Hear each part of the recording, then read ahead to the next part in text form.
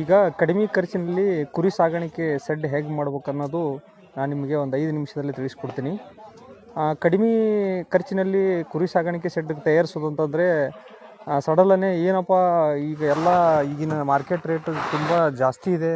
ಅದಕ್ಕೆ ಬೇಕಾಗಂಥ ಬೇಲಿ ಆಗಲಿ, ಮೇಲ್ಗಡೆ ಹಾಕುವಂಥ ಸೀಟ್ ಆಗಲಿ, ಅದಕ್ಕೆ ಮೈಯಕ್ಕೆ ಗ್ವಾದ್ಲಿ ಆಗಲಿ, ಇವೆಲ್ಲ ಖರ್ಚಾಗುತ್ತೆ. ಅದಕ್ಕೋಸ್ಕರ ನಾವು ಏನು ಮಾಡಿದ್ವಿ ಅಂದರೆ, ನಾನೇ ಒಂದು ಹೊಸದಾಗಿ ಏನು ಮಾಡ್ಕೊಂಡೆ ಅಂತಂದರೆ, ಈಗ ಬಿಜಾಪುರಲ್ಲಿ ಒಂದು ಕಂಪ್ನಿ ಇದೆ. ಅದಕ್ಕೆ ಅಂದರೆ ಬೇಲಿ ಹಾಕೋಕ್ಕೆ ಸುತ್ತ ಒಂದು 30-20 ಸೈಜಲ್ಲಿ ಸುತ್ತ ಬೇಲಿ ಹಾಕ್ಕೊಂಡೆ. 150 ಫೀಟಿನ 2 ಬಂಡಲ್ ಸುರುಳಿ ತಂದೆ ನಾನು. ಅದು ತಂದು ಒಂದು ಸುರುಳಿಗೆ ಮಾರ್ಕೆಟ್ ರೇಟು 1500 ರೂಪಾಯಿ. 50 ಫೀಟು ಅಂದರೆ 2ಕ್ಕೆ ಏನಾಗುತ್ತೆ 3000 ಆಯಿತು.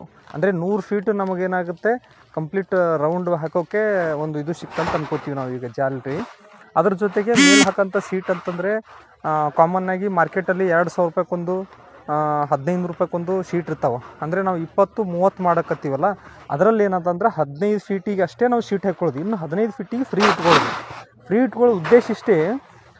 15 ಫೀಟಲ್ಲಿ ಬಿಸಿಲು ಮಳೆ ಕಾಲದಲ್ಲಿ ಅದು 15 ಫೀಟಲ್ಲಿ ಹೋಗಿ ನಿಂತ್ಕೊಳ್ತಾವೆ.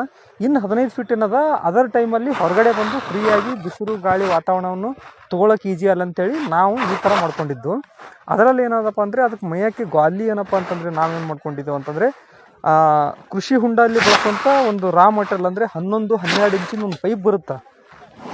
ಸೈಜ್ ಅಂದರೆ ಒಂದು 20 ಫೀಟ್ ಲೆಂತ್ ಇರ್ತದೆ. ಆ 20 ಫೀಟ್ ಲೆಂತ್ ಇರೋಂಥ ಒಂದು ಪೈಪನ್ನು ನಾನು 2 ಭಾಗ ಸೌನಾಗಿ ಕಟ್ ಮಾಡ್ಕೊಂಡಿದ್ದೀನಿ.